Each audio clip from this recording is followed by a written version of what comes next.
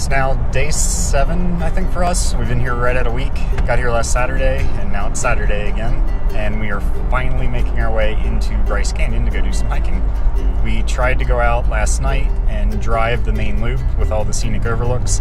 And unfortunately, we had a major cold front come through and had like 50+ mile-an-hour winds all day long and into the evening. So we decided it was probably best just to pick a better time to do that and come back when the weather's a little nicer. Today we're heading out to do the figure 8 loop, which includes, it's a combination loop, and it includes the Queen's Garden, Peekaboo Loop, and the Navajo Loop. And it should be about roughly 6.5 miles or so. And it should take a good part of the day. Stop and do some sightseeing. It doesn't seem like it's going to be too strenuous of a hike.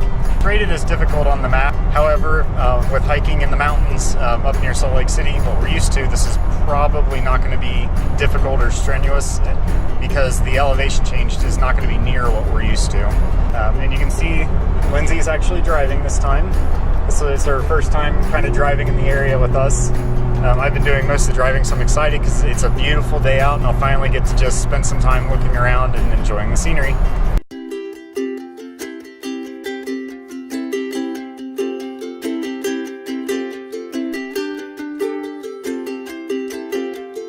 Bryce Canyon's blowing me away already, and I was expecting a lot.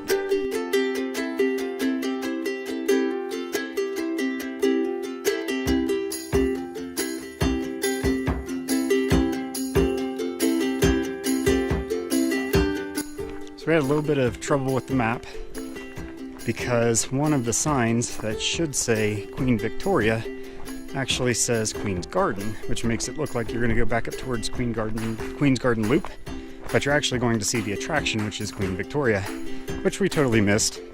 And we actually talked to another couple who was also confused and headed in the same direction we were, and we finally know where we are. We just went past the Navajo Loop, where you start to head back up out of the canyon.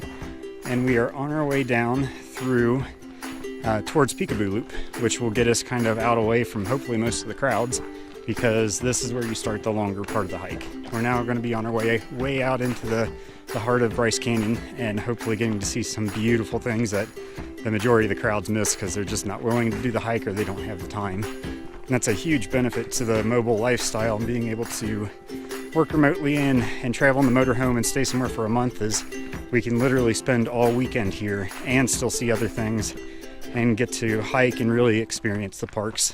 This park is awesome. They've got nice switchbacks cut into the mountain. A little strenuous, you're at a fairly good elevation, up around 8,000 feet or so. And if you're not used to it, your lungs can feel it. And even though I'm a little used to it now, I can still feel it in my lungs. So I can only imagine what it's like for people that have never been out here before.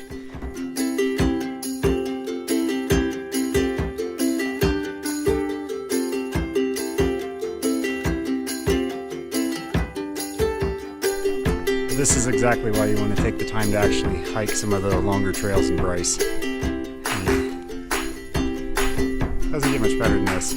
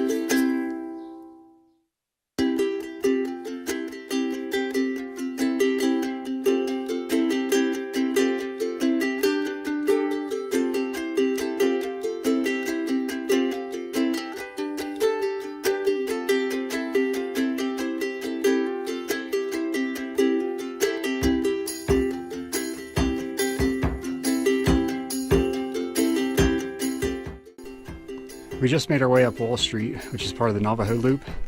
This area is closed in the winter, and we were kind of wondering why and what Wall Street was all about. Super glad we made it before it got closed, because it is something else very unique to the park. As you can see, it's a huge set of switchbacks that drop way down into the canyon. Climb back out's a little strenuous, not too bad. Lots of switchbacks to help you back up. Down would be kind of fun, seeing a couple of people running, but absolutely beautiful, especially right now around sunset.